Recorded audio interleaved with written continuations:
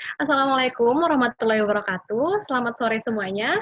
Perkenalkan, nama saya Rahma Karani Ramsi sebagai moderator pada sore hari ini yang akan melanjutkan jalannya diskusi kita pada sore hari ini.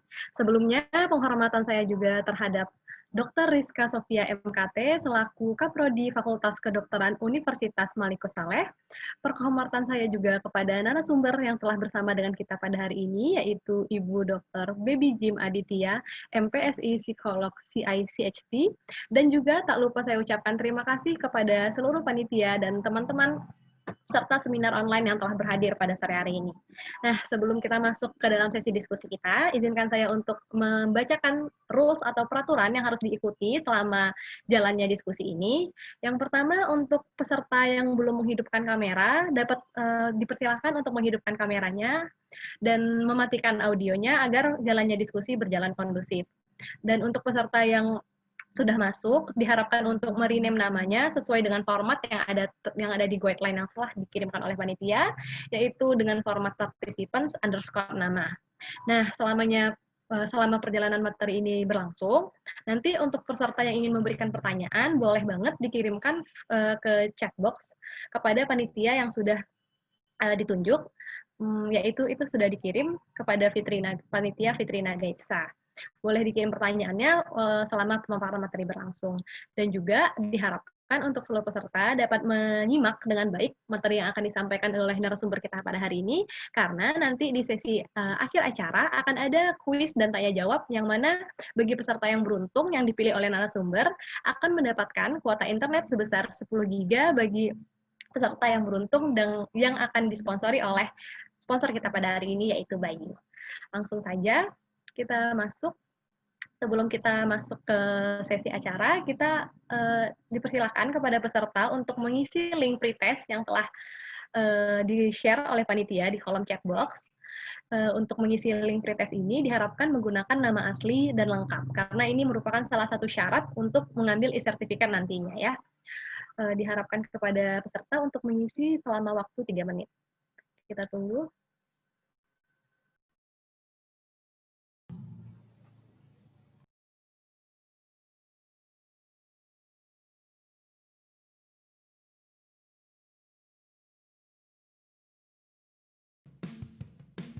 Musik selalu on, kok dipaketinnya sama kuota nonton sih? Nggak kelihatan, tapi ngagetin. Ini hantu atau syarat dan ketentuan ya? Apa kesamaan mantan pacar dan provider? Sama-sama hobi ngatur. Eits, tenang, jangan khawatir. Sekarang udah ada Bayu, Layanan seluler serba digital pertama di Indonesia. Yuk mari kakak, download dulu aplikasinya di Google Play Store. Sekarang kamu pilih dulu kuota utamanya. Mau yang bikin nyaman, yang bikin happy, atau yang bikin nagih. Terus, kamu bisa tambahin kuota topping semau kamu. Mau Instagram? Boleh. Mau YouTube? Boleh juga. Nah, sekarang lanjutin pilih-pilih nomor Bayu yang kamu suka. Terus pilih deh cara delivery dan pembayaran yang kamu mau.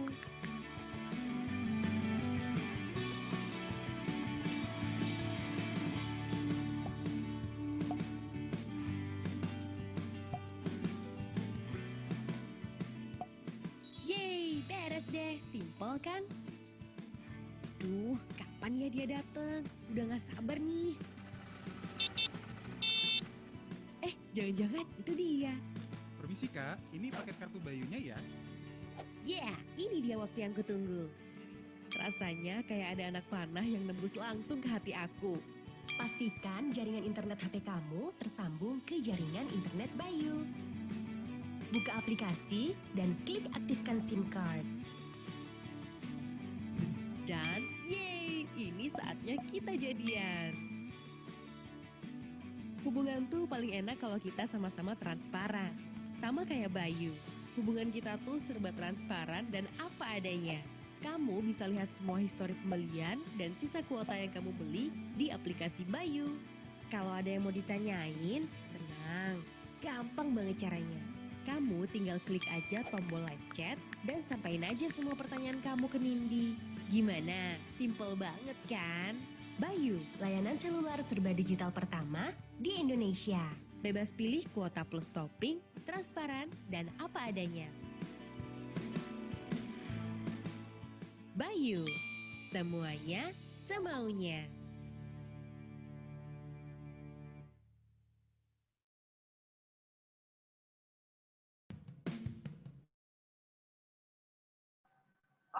Baik, untuk teman-teman sudah 3 menit. Jadi kita lanjut saja. Mungkin yang masih mengisi pretest boleh silahkan diisi saja pretestnya terlebih dahulu sambil kita lanjut ke acara selanjutnya. Baiklah, untuk berbicara tentang HIV/AIDS, mungkin yang sering terbesit di pikiran kebanyakan masyarakat kita yaitu HIV, penyakit yang sulit disembuhkan. Penyakit yang mungkin berhubungan dengan perilaku-perilaku negatif, sehingga banyak stigma-stigma yang berkembang di masyarakat kita pada saat ini. Nah, seperti masyarakat mungkin lebih takut untuk kontak fisik langsung dengan pasien yang menderita HIV/AIDS atau disebut juga dengan ODA, orang dengan HIV/AIDS. Nah, sebenarnya yang harus kita jauhi itu penyakitnya atau orangnya sih. Nah, daripada kita berlama-lama lagi, kita langsung saja kepada pemateri kita pada hari ini. Sebelumnya, seperti pepatah mengatakan, tak kenal maka tak sayang. Maka izinkanlah saya untuk menyampaikan CV singkat dari narasumber kita pada hari ini. Beliau merupakan seorang tokoh senior dalam penanggulangan HIV dan AIDS di Indonesia sejak tahun 1980 hingga saat ini. Beliau juga merupakan seorang psikolog klinis, seksolog, grafolog, dan seorang hipnoterapis. Pada tahun 2007, beliau dinobatkan oleh majalah Globe Asia sebagai salah satu dari 99 perempuan paling berpengaruh di Indonesia. Kita langsung saja, mari kita sambut Ibu Dr. Baby Jim Aditya, MPSI, psikolog CICHT. Kepada Ibu, kami persilahkan. Baik, terima kasih Adinda Rahma Hairani Ramsi selaku moderator. Assalamualaikum warahmatullahi wabarakatuh. Selamat sore, salam sejahtera untuk kita semua. Om Swastiastu, Namo Buddhaya, Rahayu, Rahayu, Rahayu. Salam kebajikan.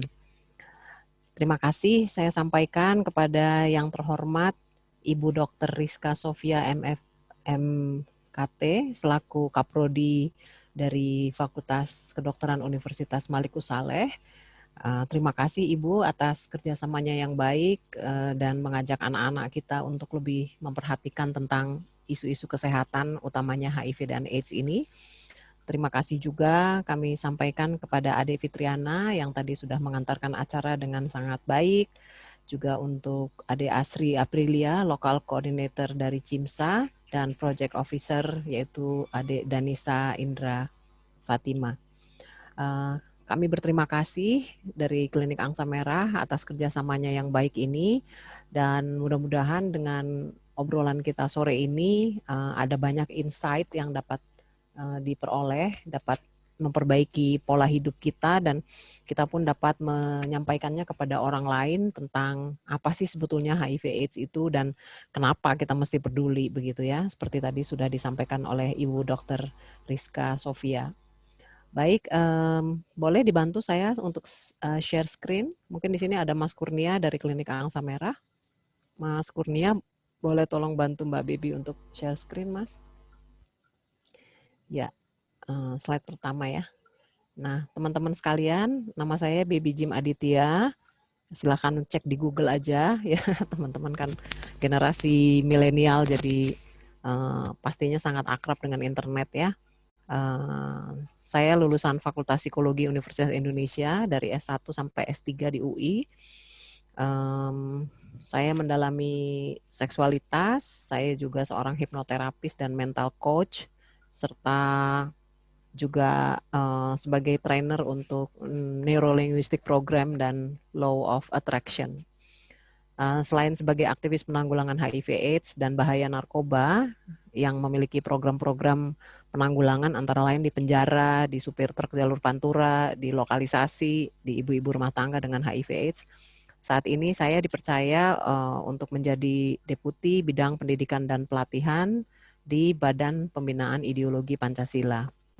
Jadi saya sekarang juga aktif dalam membumikan kembali nilai-nilai Pancasila ke masyarakat. Teman-teman, boleh dicatat nomor handphone saya jika nanti suatu ketika membutuhkan ber-WA dengan saya. Dan saya orang yang sangat mudah untuk dihubungi, saya orang yang membuat diri saya mudah dipahami dan mudah dijangkau. Ini adalah medsos-medsos saya, walaupun mungkin saya tidak terlalu aktif karena biasa kekurangan waktu. Ya, saya terbuka untuk silaturahmi yang lebih lanjut. Mudah-mudahan apa yang adik-adik lakukan bersama CIMSA ini di bawah bimbingan Bu Dr. Rizka dapat menjadi suatu manfaat yang besar untuk bangsa Indonesia, setidak-tidaknya di level daerah tempat adik-adik berada. Oke, sore ini kita akan bicara tentang sisi psikologis dari HIV dan AIDS.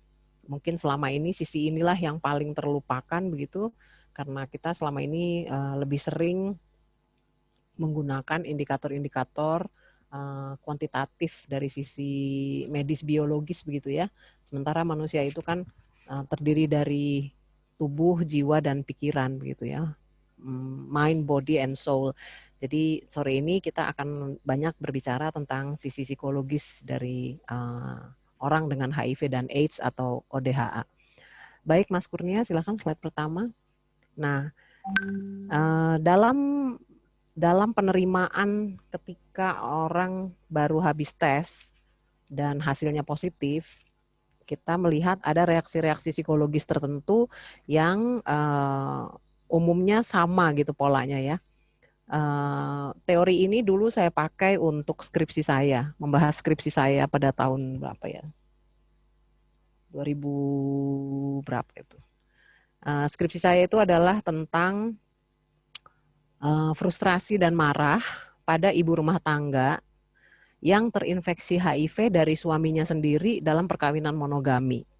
Jadi pembimbing saya waktu itu setuju dengan pandangan saya bahwa orang-orang dengan keadaan yang membuat putus asa atau kehilangan itu biasanya mengalami reaksi psikologis ini.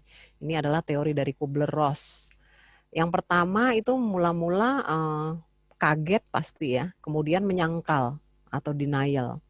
Itu pasti teman-teman kalau berpengalaman mendampingi teman-teman yang baru tes dan hasilnya positif, itu biasanya akan periode pertamanya tuh selain kaget adalah menyangkal. Nggak percaya gitu, kok saya gitu. Tapi menurut saya ini bukan hanya di HIV ya, di macam-macam keadaan yang shocking ya, yang mengagetkan, ini biasanya respon yang umum. Karena manusia tuh nggak suka kalau zona nyamannya diganggu gitu ya. Udah nyaman-nyaman dengan perilaku tertentu, dengan keadaan tertentu, terus harus menerima perubahan yang negatif. Jadi menyangkal. Kemudian marah-marah ya, marah-marah tuh. Kok bisa saya yang kena nih? Saya kan orang baik, saya orang yang beribadah, saya orang yang sholat, saya orang yang ke gereja, saya banyak sedekah, saya banyak berbuat baik, menolong orang. Nah, kok saya yang kena gitu? Nah, itu adalah periode yang kedua.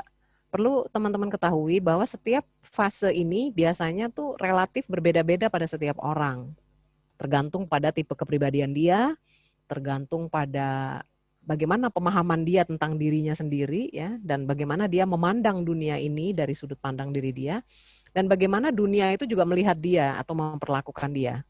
Jadi walaupun dalam satu keluarga kalau terjadi hal yang sama reaksinya berbeda-beda.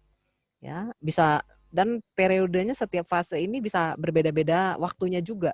Ada yang lama, ada yang sebentar, ada yang udah maju gitu, terus mundur lagi, balik lagi ke periode sebelumnya atau yang lebih awal. Itu sangat biasa. Ya, dan itu pasti akan mempengaruhi ketahanan dia dalam menghadapi situasi yang terjadi. Fase ketiga adalah tawar-menawar ya. Misalnya tawar-menawar tuh dia bilang, oke lah, saya ngerti sekarang, saya udah pasrah, saya memang terinfeksi gitu ya. Tapi misalnya, saya nggak mau sampai sakit gitu, misalnya gitu.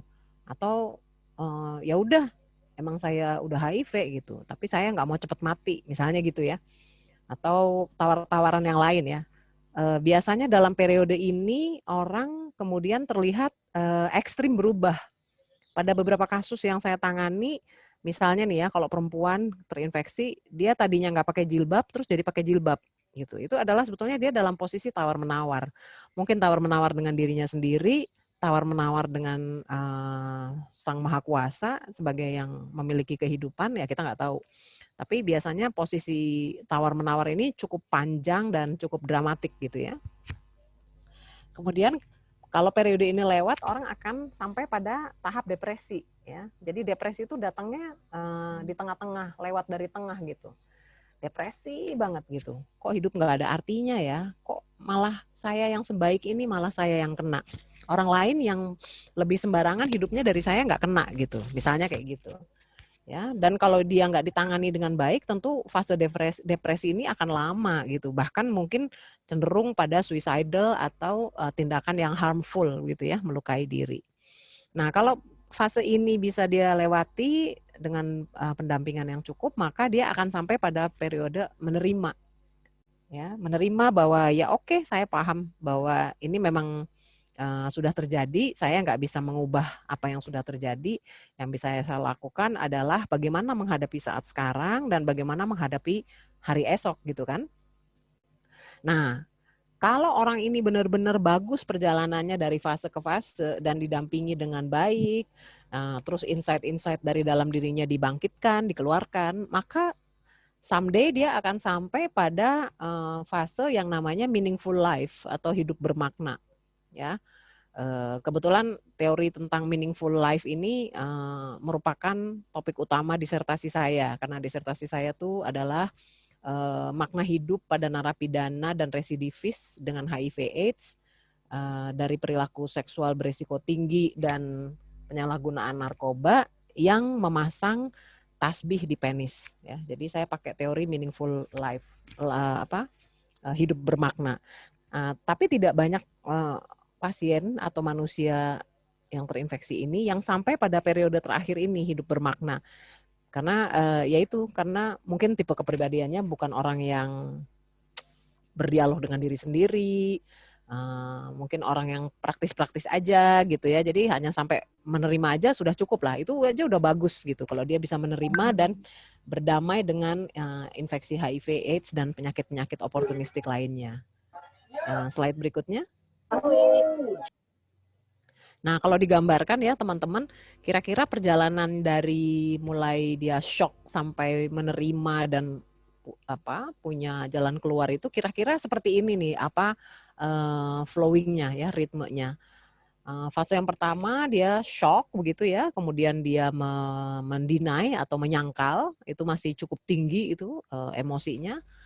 Kemudian ada marah atau menyalahkan diri sendiri ya, bisa nyalahkan diri sendiri, bisa nyalahkan pihak luar gitu ya, bisa juga bahkan nyalahin Tuhan gitu ya. Itu bermacam-macam dan itu masih cukup tinggi ya emosinya tuh. Yang paling tinggi itu adalah denial tadi, anger di bawahnya sedikit. Kemudian dia sampai pada fase yang lebih tenang gitu ya, mulai tawar-tawaran dan kadang-kadang self blaming gitu ya, nyalahin diri sendiri. Kok saya bisa kena ya? Apa saya ini memang banyak dosa? Apa saya ini terkutuk? Apa saya ini menanggung dosa-dosa orang tua saya gitu kan? Biasanya gitu tuh self blaming. Merasa diri nggak berguna, merasa diri udah deh mau mati aja gitu ya. Nanti lama-lama dia kalau nggak didampingin dengan baik, dia tergelincir pada tahap yang paling rendah dalam hidupnya, yaitu depresi dan bingung. Ya, kadang-kadang orang di sekitarnya nggak tahu tuh kalau dia sebetulnya depresi gitu ya. Karena kan seringkali status HIV itu ditutupin gitu. Jadi orang di sekitarnya nggak tahu apa yang terjadi. Kemudian kalau dia mendapatkan pendampingan psikologis yang baik ya, yang cukup memadai, maka pelan-pelan kebingungan itu akan dapat diuraikan. Misalnya dia bingung, misalnya apalah ya, yang paling sering itu kan, aduh gimana nanti kalau saya jadi cepat mati gitu misalnya. Ya kan nanti pendamping-pendampingnya misalnya keluarga atau teman dekat atau pasangan kan bisa menjelaskan gitu ya, menguraikan kebingungan itu satu demi satu. Karena orang kalau depresi dan bingung itu kan semua masalah itu bertumpuk jadi satu pada saat yang sama gitu. Jadi mungkin masalahnya kalau dipisah-pisah itu ya bisa lebih ringan gitu. Tapi kalau ditumpuk jadi satu pada waktu yang bersamaan tentu jadi berat ya. Kemudian dia nanti pelan-pelan akan naik lagi itu ya, penghayatannya menjadi menerima dan kalau dia didampingi dengan baik, dengan sabar, maka dia akan menemukan pemecahan masalah dari hal yang sedang dia hadapi ini. Jadi logikanya jalan lagi gitu, kemudian ada harapan, dan dia mungkin seperti tadi Mbak Baby bilang, mungkin akan punya keinginan untuk membantu orang lain yang sama seperti dia gitu ya. Berikutnya. Nah, teman-teman sekalian, kenapa ini terjadi ya? Kenapa sih orang bisa sampai sedemikian, utamanya kalau terinfeksi HIV? Karena dulu itu teori Kubler-Ross itu sebetulnya lebih dekat dulu dibuatnya terkait dengan grieving ya, rasa berduka kehilangan orang yang dicintai. Tapi itu dikaitkan sangat dekat dengan infeksi HIV. Karena persepsi tentang HIV ini di masyarakat relatif hanya isinya negatif gitu. Ya, saya jarang sekali ketemu sama orang yang punya pandangan yang optimis begitu ya ketika mengetahui dirinya terinfeksi HIV. Mungkin ada, tapi lama sekali perjalanannya, dan dalam menghadapi ups and downs itu kalau dia nggak didampingi tentu dia akan berada di titik terendah. Nah, yang pertama itu adalah karena selama ini orang menganggap bahwa HIV itu adalah sesuatu yang mengandung aib atau cacat dan tercela gitu.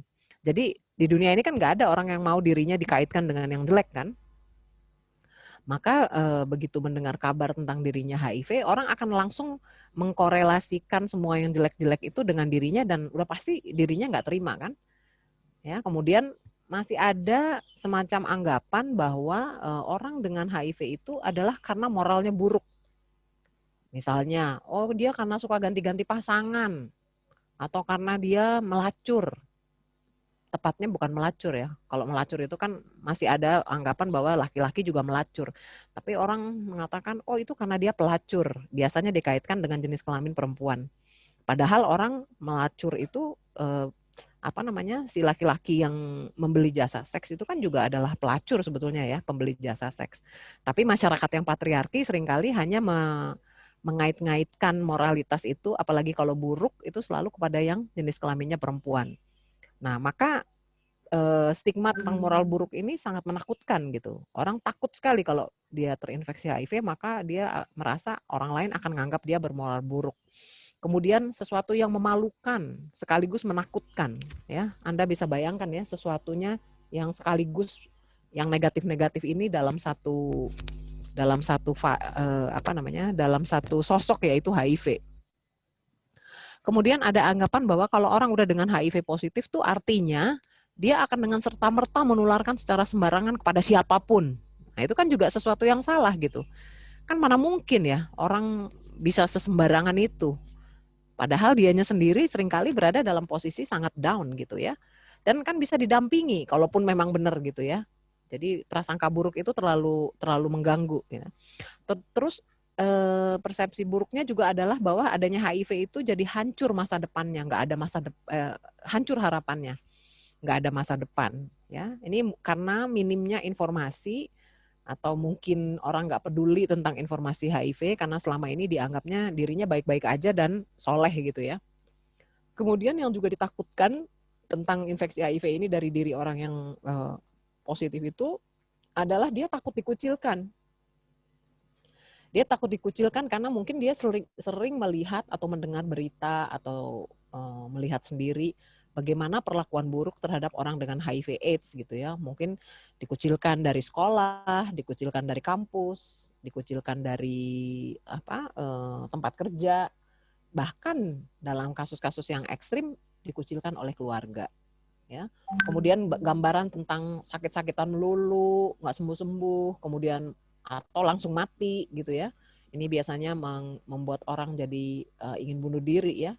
Jadi persepsi yang jelek tentang HIV ini karena hanya ada gambaran negatif tentang HIV dan AIDS.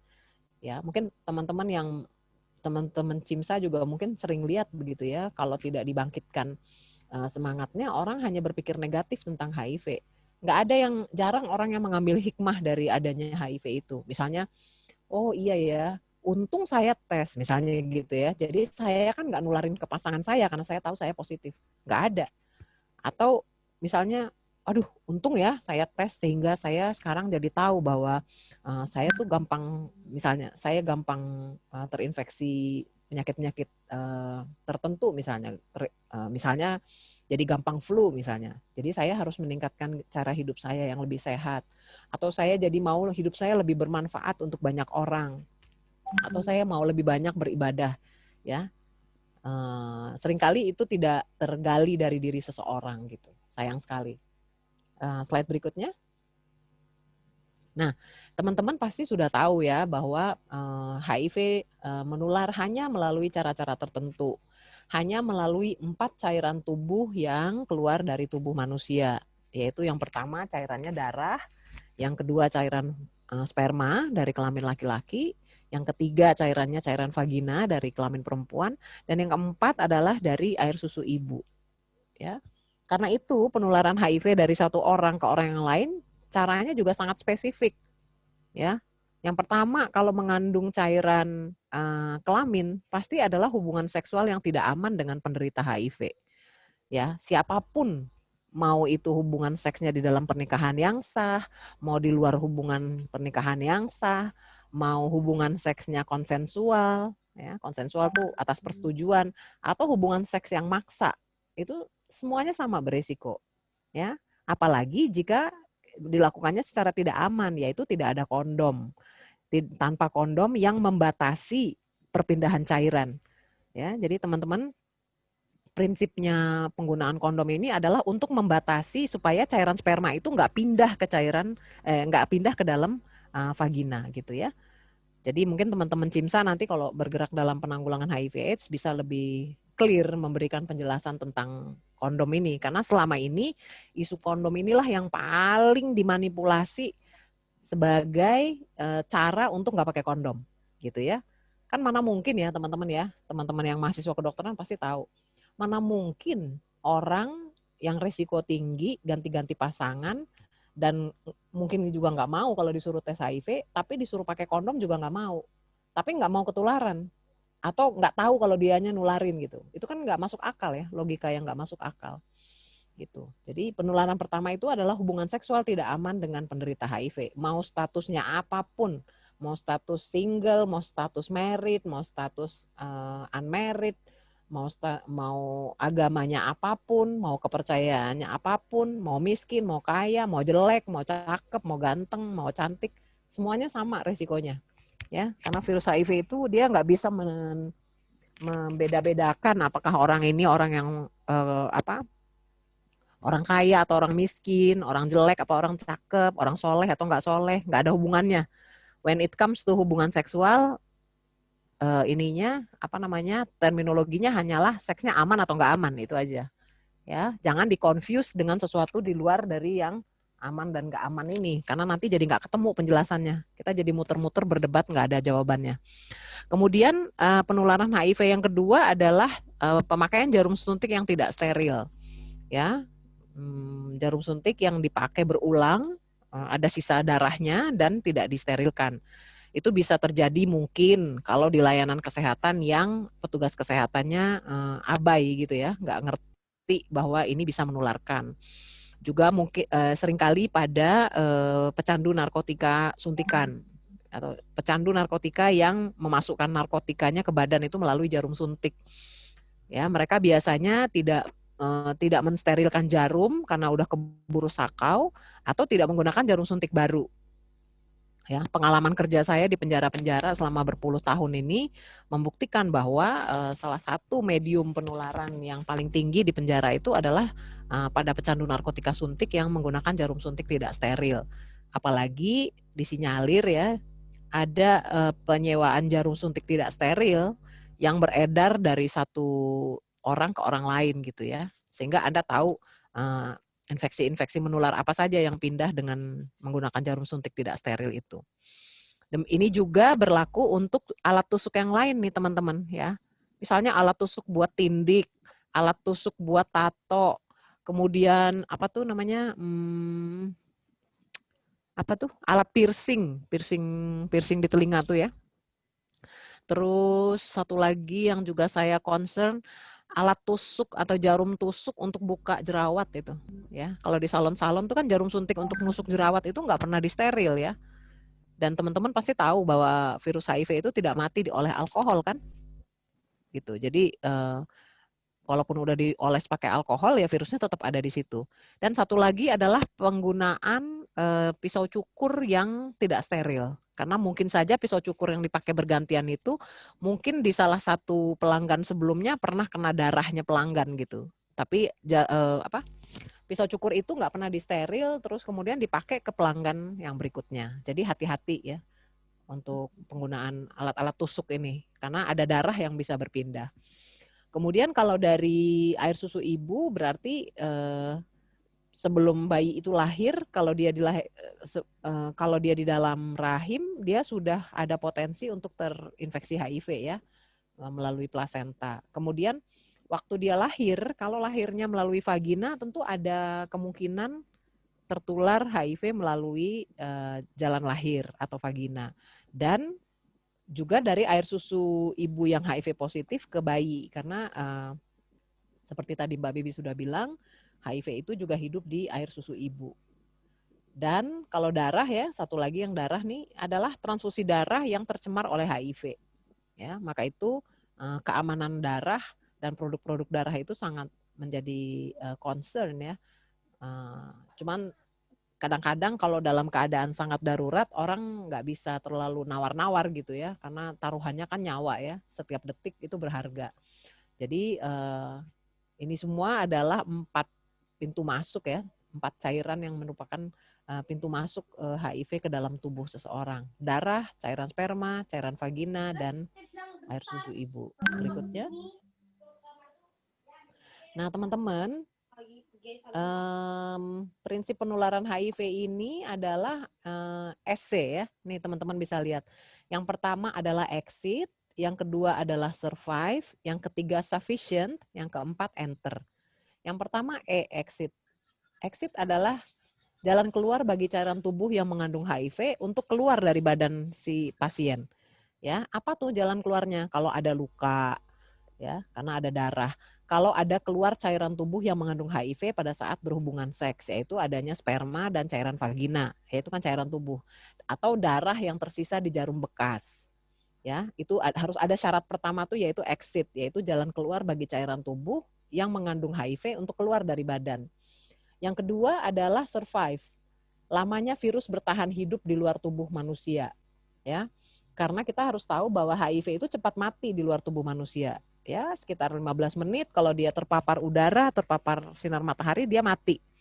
Ya. Yang ketiga sufficient, yaitu bahwa jumlah virus HIV-nya itu harus cukup banyak untuk menularkan. Makanya beda kalau misalnya virus HIV di ludah yang ditularkan melalui berciuman misalnya, itu kan konsentrasi HIV-nya di dalam ludah itu mungkin ada tapi sangat kecil dibandingkan dengan konsentrasi HIV di dalam darah. Karena itu jumlah ludah yang bisa menularkan itu harus 1 galon misalnya. Banyak banget kan? Karena nggak sufficient jumlahnya untuk menularkan. Karena itu kita tahu bahwa berciuman itu tidak menularkan. Yang keempat adalah enter. Jalan masuk di tubuh yang memungkinkan untuk kontak dengan cairan tubuh tadi yang mengandung HIV. Apa itu? Ya tadi ya, enter itu juga adalah misalnya kalau ada luka pada waktu senggama misalnya, ya nggak pakai lubrikan, ya itu kan berarti ada luka karena pergesekan antara kelamin dengan kelamin. Maka itu juga merupakan jalan masuk di tubuh yang memungkinkan untuk masuknya si cairan tubuh orang lain itu ke dalam tubuh kita. Jadi teman-teman penularannya nggak sesederhana seperti yang kita pikir gitu ya. Sangat spesifik dan dapat dipahami dengan prinsip SC ini yaitu exit, survive, sufficient, dan enter. Ya, slide berikutnya. Jadi HIV itu tidak ditularkan misalnya dengan kontak sosial biasa.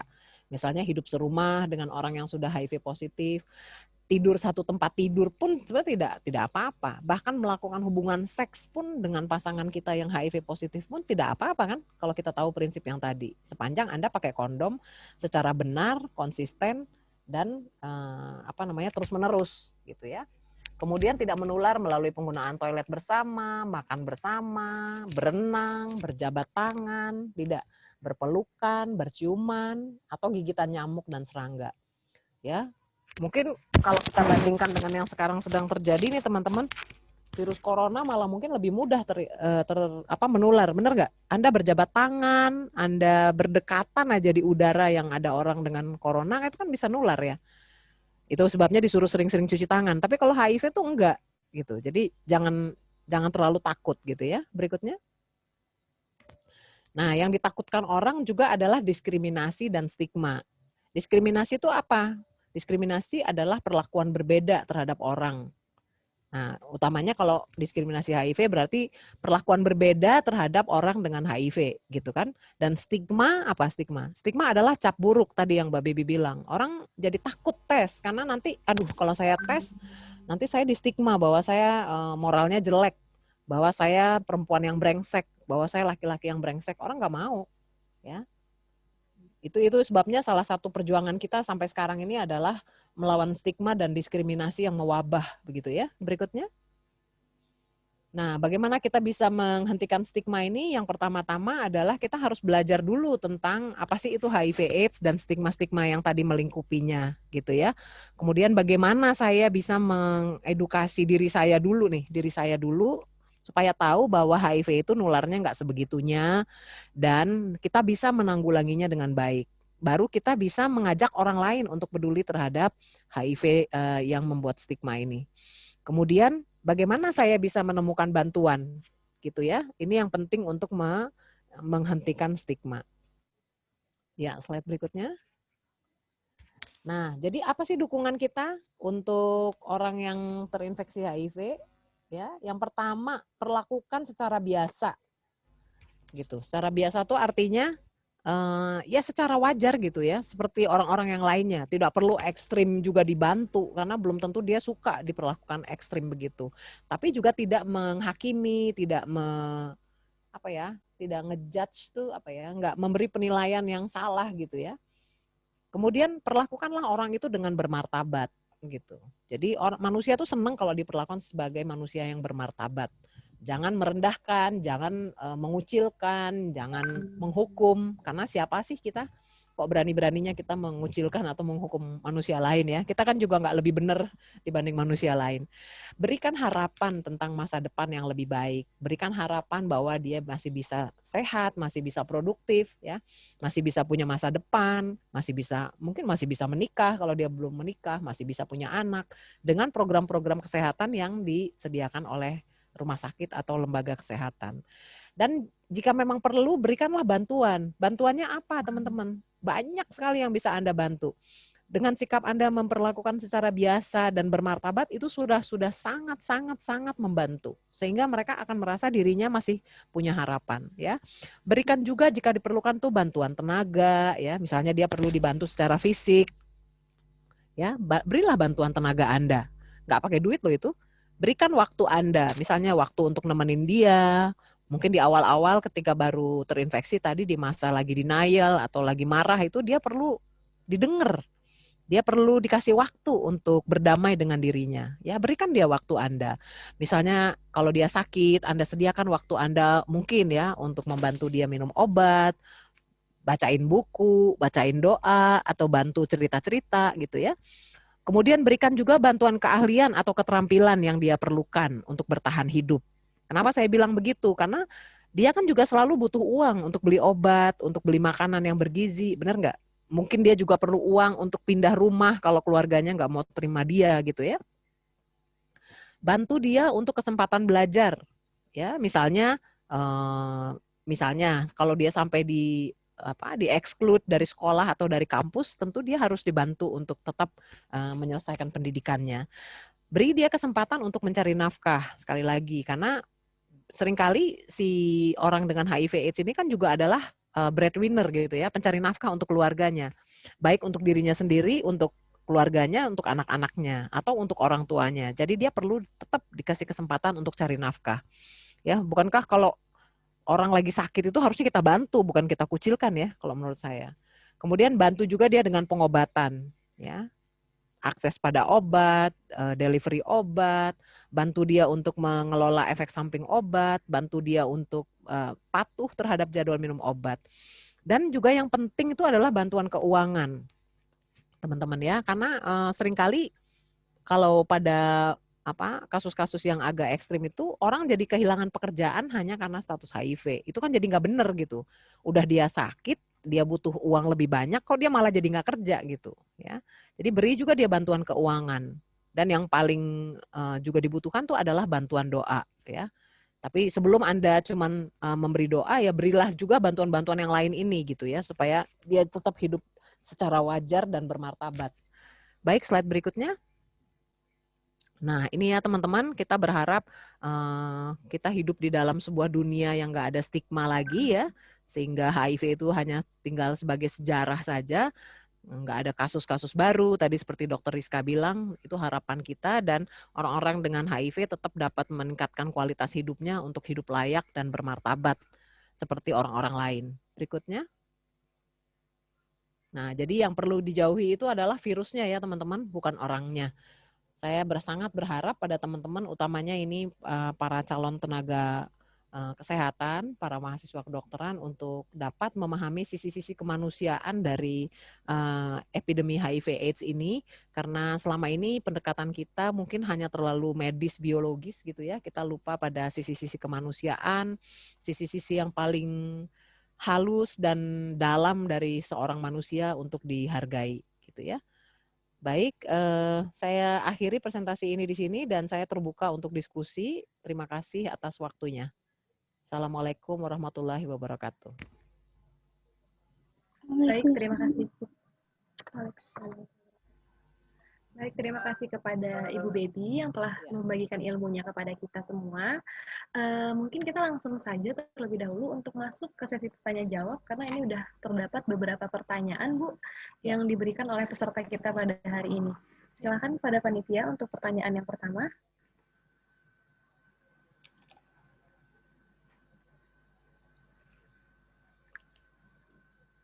Baik, untuk pertanyaan yang pertama, Bu, ini sudah masuk. Bagaimana cara merubah pandangan ke patriarkian di dalam masyarakat kita mengenai wanita apabila wanita mengidap HIV/AIDS, Bu? Persilakan, Bu. Jadi satu pertanyaan dijawab gitu ya, Dek ya? Ya, Bu. Oke, baik, terima kasih. Memang ini yang paling menantang nih, Dek ya, karena sudut pandang patriarki ini kan dianut bukan hanya oleh laki-laki tapi juga oleh perempuan di dalam masyarakat Indonesia ya. Kita sendiri sebagai perempuan pasti tahu ya bahwa yang paling jahat pada perempuan itu adalah perempuan juga ya, benar nggak? Yang paling benci sama perempuan cantik tuh ya perempuan. Yang paling benci sama perempuan yang banyak penggemarnya ya perempuan, bukan laki. Dan perempuan biasanya dandan heboh, dandan cantik itu bukan hanya untuk menarik perhatian laki-laki, tapi untuk bilang sama perempuan lain bahwa gue lebih cantik dari lo, gue lebih menarik daripada lo, bener nggak? Maka kalau itu sebabnya kita tahu bahwa istilah pelakor itu munculnya kan karena kita membenci perempuan kan, perempuan membenci perempuan itu, pelakor itu. Padahal di dalam perselingkuhan yang melibatkan pelakor, yang heboh nyari korban kan yang laki biasanya, ya kan? Nah, tapi karena perempuan membenci perempuan dalam budaya patriarki, maka perempuan menyerang perempuan gitu loh. Kalau kita nih perempuan, pacar kita selingkuh, kita bukannya marah sama pacar kita loh. Kita marah sama perempuan yang jadi gebetannya pacar kita. Padahal dia tuh juga mungkin korban dari si laki-laki yang nggak bener itu kan. Itu adalah ilustrasi yang pengen Mbak Baby sampaikan supaya kita tahu bahwa yang punya sudut pandang patriarki itu bukan hanya laki-laki. Namanya aja kebetulan patriarki ya. Sudut pandang yang didominasi oleh kepentingan laki-laki untuk laki-laki dari laki-laki gitu kan ya. Tapi sebetulnya yang menganut sudut pandang patriarki ini bukan hanya laki-laki, perempuan lebih banyak yang seperti itu. Dan perempuan melanggengkan budaya patriarki ini teman-teman. Contoh deh.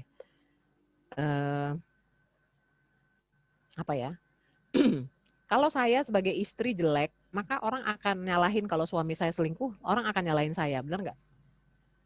Tapi kalau saya cantik, saya menarik, saya berprestasi, suami saya selingkuh juga, orang perempuan lain terutama akan nyalahin saya juga. Si baby itu sih terlalu pinter, pendidikannya S3 sih, suaminya nggak S3, dia terlalu sibuk sih sehingga suaminya nggak diurusin, misalnya gitu. Tapi perannya si suami yang selingkuh itu nggak pernah muncul gitu, nggak pernah di-recognize. Jadi memang agak menantang ini ya untuk mengubah sudut pandang patriarki ini, apalagi kalau perempuan itu yang HIV positif.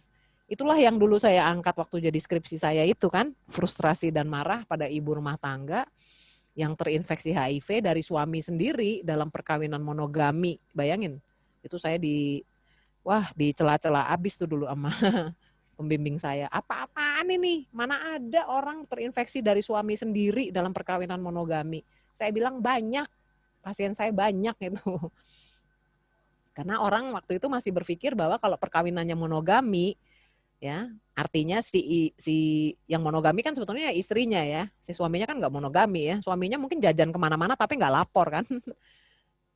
Makanya saya tulis dalam perkawinan monogami karena saya gemes gitu bahwa seolah-olah kalau monogami pasti nggak akan terjadi apa-apa. Ya yang monogami kan istrinya, suaminya kan enggak. Dan nggak aman pula ya. Ya, saya lama sekali kerja di pelacuran, jadi hafal lah itu ya perilakunya langganan-langganan itu. Jadi ini Adek Fitrina ini memang sesuatu yang menantang ya. Bagaimana kalau wanita yang terkena HIV dalam masyarakat patriarki. The point is kita nggak bisa ngubah sudut pandang orang lain ya, Dek Fitrina. Kita yang harus memberdayakan diri kita sendiri, ya kan? Apapun yang dikatakan orang lain tentang diri kita, belum tentu itu yang akan mendefinisikan hidup kita kan? Bener nggak? Jadi kita dulu yang harus menguatkan diri kita, baru kita bisa ngadepin orang di luar dunia kita, di luar diri kita, ya. Nah, kalau kita mau mendidik anak muda atau generasi yang lebih muda untuk tidak terlalu patriarki, ya mari kita didik dari anak-anak kita kecil, gitu ya. Mengerjakan tugas bersama-sama, tidak ada tugas domestik, tidak ada tugas publik, gitu ya. Kan sekarang ini pembagiannya tuh masih kayak zaman purbakala gitu ya. Laki-laki pergi berburu, perempuan mengurusi hasil buruan, ya kan. Laki-laki cari uang, perempuan di rumah mengerjakan tugas-tugas domestik, cuci piring, nyuci baju, masak gitu ya. Padahal kalau dia bekerja di luar rumah, ya seharusnya kan itu juga menjadi consideration bahwa tugas di dalam rumah tuh tugas bersama gitu, bukan tugas orang yang punya vagina gitu. Kan sekarang ini terjadi domestifikasi ya. Orang yang punya vagina tugasnya harus nyuci piring, nyuci panci-panci yang item-item itu, ya kan, nyuci jeans, nyuci ceprek, tapi tangannya tetap harus halus, kulitnya harus halus. Gimana? Nggak nggak selaras. Ya, begitu ya Dek Fitrina. Jadi kita punya peran untuk mengubah cara pandang patriarki ini mulai dari diri kita sendiri dulu dan kita ubah orang-orang yang lebih kecil, yang lebih muda dari kita. Karena kalau untuk merubah orang yang udah sebaya sama kita tuh relatif menantang, ya bukannya nggak ada kemungkinan. Tapi orang-orang yang mendapatkan kenikmatan dari budaya patriarki ini juga nggak mau kehilangan kenikmatan dilayanin, ya kan, dimasakin air panas, dicuciin piring, disediain makan, nggak ada yang mau kehilangan itu kan, kehilangan kenikmatan. Maka relatif orang menentang terhadap perubahan budaya patriarki ini menjadi budaya yang lebih manusiawi gitu ya. Begitu Dek, terima kasih. Baik, terima kasih Bu. Jadi dapat kita simpulkan mungkin untuk mengubahnya emang sangat sulit ya Bu ya. Bahkan dalam masyarakat kita pun dalam woman support movement aja masih kurang banget ya Bu ya. Jadi bisa kita mulai dari diri kita sendiri terlebih dahulu. Sebetulnya bukan baik, sulit, kita langsung terbuka kemungkinan dan banyak tantangan gitu ya. Karena di kepala kita tuh kalau kita bilang sulit langsung jadinya kayak terkunci gitu. Kita bilang banyak tantangan gitu ya. Baik, Bu. Kita langsung masuk ke pertanyaan yang kedua, Bu. Oke. Ini ada dari Sandi Saputra. Apakah HIV/AIDS terjadi pada umur-umur tertentu atau akan menyerang pada semua umur, Bu? Dan bagaimana cara kita memberikan pengetahuan pada orang dengan HIV/AIDS? Cara kita memberikan pengetahuan dengan ODA dengan tidak menyakiti perasaannya. Dan bagaimana cara mengubah pandangan orang terhadap orang yang sudah terkena HIV/AIDS ini, Bu? Baik. Terima kasih pertanyaannya ya. Kalau soal umur tadi Dr. Rizka di awal sudah menjelaskan pada kita bahwa seluruh kelompok umur itu beresiko untuk terinfeksi dan menularkan HIV. Ya, kalau Anda lihat di Google, lihat aja di websitenya Kemenkes itu pasti sangat jelas tuh angka-angka dan data-data umur. Ya, tadi Dr. Rizka dengan jelas sudah mengatakan bahwa di tahun 2019 aja itu sekitar 70% kasus HIV dan AIDS itu terjadi pada orang-orang dengan rentang usia 20 sampai 49 tahun. Sebetulnya di usia bayi pun udah banyak kan, karena ibunya ketularan dari bapaknya, bener nggak? Di usia remaja 15 tahun pun sudah banyak yang AIDS gitu. Itu juga mungkin sebagian dari orang tuanya, sebagian karena mungkin dia adalah anak yang dilacurkan, mungkin dia korban perdagangan orang, mungkin dia menyalahgunakan narkoba gitu ya. Jadi itu adik bisa lihat di Google itu ya. Kemudian bagaimana cara beritahu kepada Oda tanpa membuat tersinggung? Ya sebetulnya apa juga yang mesti kita beritahu? Kan belum tentu sama antara Oda yang A dengan Oda yang B gitu ya. Mungkin di Oda yang A dia perlu tahu bagaimana mengelola cairan tubuh dia supaya tidak mudah menginfeksi orang lain. Mungkin pada orang Oda yang B dia mungkin perlu tahu bagaimana sih makan yang sehat kalau orang udah HIV positif gitu supaya nggak mudah diare, karena kalau diare susah sembuh misalnya gitu kan. Mungkin pada Oda yang lain perlu dikasih tahu bagaimana Anda kalau berhubungan seks sama pasangan Anda supaya pasangan Anda nggak ketularan, Anda pakai kondomnya gimana kan gitu. Jadi beda-beda ya. Yang penting kita sudut pandangnya bukan mau ngehakimin dia gitu. Ya, gunakan selalu kata-kata yang positif dan selalu lihat apa manfaatnya untuk orang yang dikasih tahu. Karena seringkali kita ngasih tahu sesuatu pada orang, orangnya tuh sebenarnya nggak pengen tahu, tapi kita sok tahu aja. Kita rasa dia harus tahu, padahal dia dalam hatinya bilang, emangnya saya perlu tahu gitu. Kamu aja gitu. Ya, jadi kita cek dulu sebetulnya dia perlu tahu apa enggak. Kasihlah yang dia butuhkan, bukan yang kita mau omongin. Ya, kadang-kadang kita maksa aja kita yang ngomong gitu, padahal dia nggak butuh. Yang ketiga, bagaimana cara ngubah cara pandang orang? Itu tadi Mbak Baby bilang tidak mudah ya, cukup menantang untuk mengubah cara pandang orang, tapi tetap bisa dicoba dengan macam-macam cara. Ini kan yang dilakukan Cimsa juga adalah salah satu cara untuk mengubah cara pandang kita terhadap HIV kan. Bisa dengan diskusi, bisa dengan bikin film pendek ya. Anda bisa gunakan YouTube untuk sebarkan informasi yang benar, yang tidak bias, ya, tidak bias jenis kelamin, tidak bias kelas sosial, tidak bias kelas ekonomi gitu ya, tidak bias pada status pernikahan, sehingga orang menerimanya juga nyaman karena nggak merasa dituduh. Yang paling sebel itu kan ngomong kalau kita yang dituduh kan. Anda yang benar, saya yang salah. Ya orang nggak mau denger lah. Jadi mari kita coba mensosialisasikan ini dengan cara-cara yang sesuai dengan target market kita gitu. Terima kasih. Baik Bu, berarti intinya untuk dalam memberitahu kepada seseorang itu berarti kita lihat lagi juga kondisi orang itu ya Bu ya. Iya, Dan betul. memberi pengetahuan itu tanpa penghakiman. Betul. Begitu ya Bu. Betul. Mungkin ini sangat banyak pertanyaan-pertanyaan yang masuk Bu, namun akan kita pilih 10 pertanyaan yang akan ditanyakan kepada Ibu dan 5 pertanyaan terbaik akan mendapatkan hadiah nantinya. Kita lanjut ke pertanyaan selanjutnya dari Kristian Surabaya. Jadi saudara saya Bu terkena HIV. Dia hingga ingin mau bunuh diri berulang-ulang kali Bu, dan sampai saudara ini depresi karena HIV-nya. Menurut Ibu, saya yang sebagai saudaranya ini harus berbuat apa ya Bu? Minta tipsnya untuk mengubah psikologi saudara saya agar dia mau menerima Bu. Terima kasih. Baik, Adik Kristian Surabaya, wah baik sekali Anda. Sebetulnya cukup dengan menjadi teman yang mendengarkan keluhan dia ya. Ini mungkin dia sampai mau bunuh diri mungkin karena di fase-fase awal nggak didampingi mungkin ini ya.